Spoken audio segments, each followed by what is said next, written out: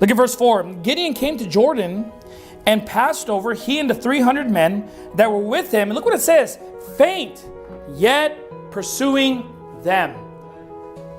They're tired. Now think about this. You say, well, I mean, what's so tiring? They're not even fighting that much. There's 300. You know what that means? There's no substitutes. So whoever's fighting is fighting for both shifts. It's not like, all right, man, I'm tired, I got to take a rest. All right, you sit down, man, I've been resting, and I go out and fight. No, those 300 are doing both shifts. The graveyard shift, the morning shift, the afternoon shift. They're doing all the shifts. So they're tired. They're faint. But it says here that they're faint, yet they're still pursuing. And you know what? There's going to be times in our lives as Christians when we're just tired, right? Whether you're physically tired or you're spiritually tired, you're emotionally fatigued, you're mentally weary. And you know what? During those times, you got to keep pursuing. This is not a time to sit out of church. Now, when you just had a baby, sit out of church. That's a time when you need to, when you're weary, yes, you're tired, yes, and guess what? You need to recover. But, don't just, I'm just discouraged, so I'm not going to come to church. Bad reason. Bad reason. Well, I'm just offended. Things are going well in my finances, and here's my list of excuses that I have why I'm not in church. That's not a good reason.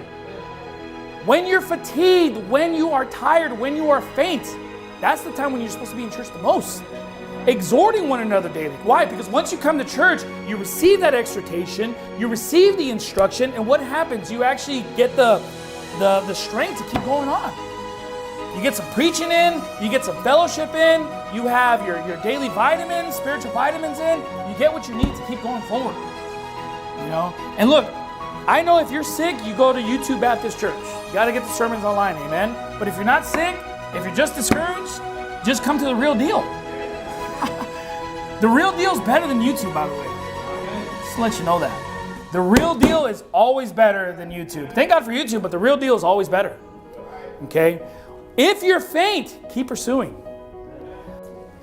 Proverbs 24, I quoted it earlier, but let me say it again. It says, if thou faint in the day of adversity, thy strength is small. Isaiah chapter 40, let me look at the verse here. Verse 29. Look at verse 29. Well, let's start in verse 28. It says, hast thou not known, hast thou not heard, that the everlasting God, the Lord, the creator of the ends of the earth, fainteth not, neither is weary. There is no searching of his understanding. He giveth power to the faint, it says, and to them that have no might, he increaseth strength. Even the youth shall faint and be weary, and the young men shall utterly fall. You see, the Bible tells us that the glory of young men is their strength, right? You get a young guy who's got that vinegar, amen, and they're strong, they have vitality in them, and they're strong. But even those guys will get weary. Even those guys will faint. God will not. It says in verse number 30, even the youth shall faint and be weary, and the young men shall utterly fall. But they that wait upon the Lord shall renew their strength. They shall mount up with wings as eagles. They shall run and not be weary. They shall walk and not faint. So what is our strength based upon? Is it based upon how physically strong we are? No. And I'm not against men being strong because we're supposed to be strong physically, amen? It's not based on our physical strength, our physical prowess, our physical ability to whatever it may be physically. What it's based upon is when we wait upon the Lord, He'll renew our strength. You see? I know a lot of guys in times past that were physically strong, but they're emotionally weak. Bunch of emotionally, mentally weak men. Our strength is not based upon how we look or how physically strong we are. It's based upon us being able to wait upon the Lord. And by the way, that requires strength. Why? Because being patient requires strength, does it not? Waiting requires strength instead of being hasty, right?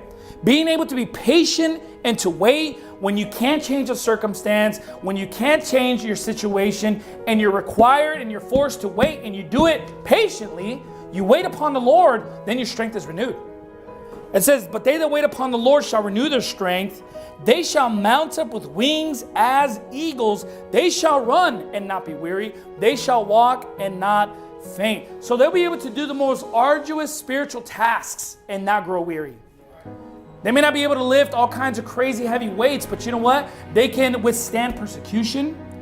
They can run the race that is set before them.